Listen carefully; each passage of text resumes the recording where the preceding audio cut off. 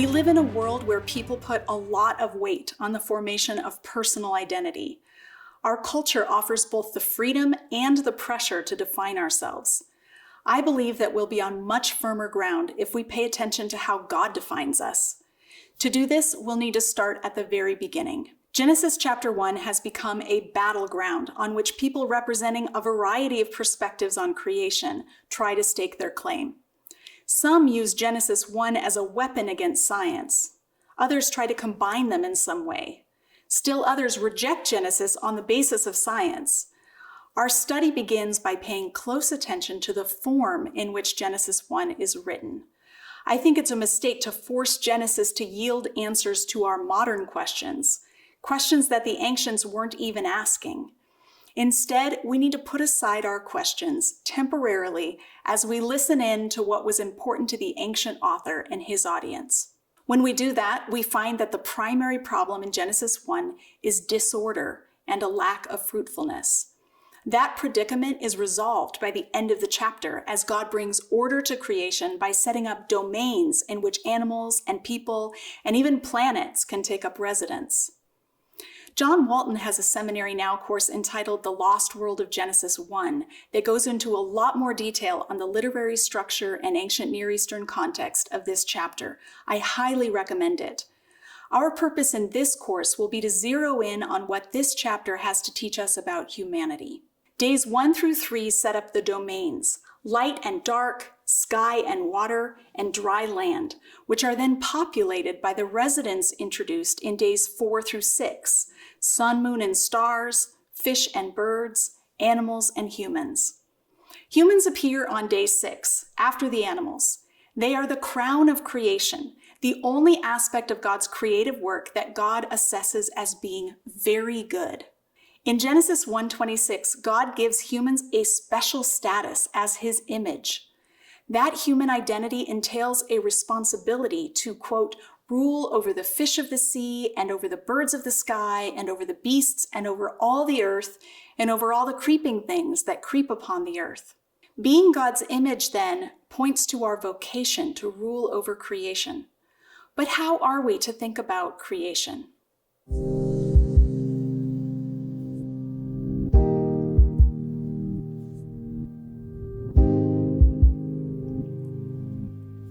Let's begin by taking a moment to draw or imagine the earth. Don't worry, this isn't going to be graded and it doesn't have to be done to scale. Just pause the video and grab a piece of scratch paper and draw the earth. Does your earth look something like mine? I must admit that I've never actually seen this for myself. I haven't been in a spaceship and gone into outer space where I would have this kind of vantage point. My experience of the earth is that it's flat with a slight curve on the far horizon. I only know that the earth is a sphere because of satellite imagery.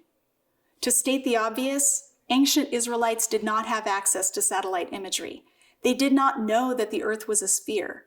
So the first thing we need to do as we approach creation in the Bible is to set aside our understanding of what the world is like and put ourselves in the sandals of the ancient Israelites who were writing and hearing this account. What did they picture when they thought of the heavens and the earth? The image on your screen is an attempt to capture how ancient people thought about the cosmos. They imagined themselves living on a flat disk of land with mountains around the perimeter. The land was bordered by water, but it also rested on subterranean water, held up by firm pillars. It's easy to imagine how the ancient people would have concluded that the land was over water. Springs bubbled up in places. They dug wells to find water to drink. What we might find even more surprising is that they imagined the sky as a solid dome that held up more water. When it rained hard, they described it as though God had opened up the windows of heaven to let the water through. Embedded in that solid dome were the sun, moon, and stars, which gave light during the day and during the night. God's residence was above the solid dome in the temple he had built, while earthly temples were made according to that pattern. If you reread Genesis 1 with this picture of the earth in mind, you'll see how the description conforms to how the Israelites thought about the cosmos. On day 2, God created a vault in the sky to separate the water above from the water below. On day 4, God set the sun, moon, and stars in the vault of the sky to give light on the earth. We see this perspective in the Psalms too. Psalm 24 verse 2 celebrates that God founded the earth on the seas and established it on the waters. Psalm 104 verse 3 speaks of God as he lays the beams of his upper chambers on their waters. And verse 13 says that he waters the mountains from his upper chambers. Psalm 75 verse 3 speaks of the pillars on which God has set the earth. God was not interested in correcting their science. His concern was to claim responsibility for creating all that is, and for bringing it out of disorder and into function and fruitfulness. Israel's picture of the cosmos is so different from our own, but it's also different from the people who lived in neighboring nations. Although they shared a similar concept of the structure of the earth, they had very different ideas about how it came to be. Other creation myths from the ancient Near East portrayed the creation of humans as the result of conflict between the gods. In one myth, humans were made from the blood of a slain rebel god.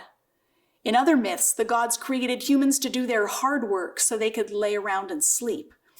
And so, while the Bible does not correct the science of the ancient Israelites, it does correct the prevailing ideas about theology and anthropology. The Bible provides a stark contrast with ancient Near Eastern texts by portraying creation as the work of a single God who created for the sheer sake of delight and who honored humans with an exalted status.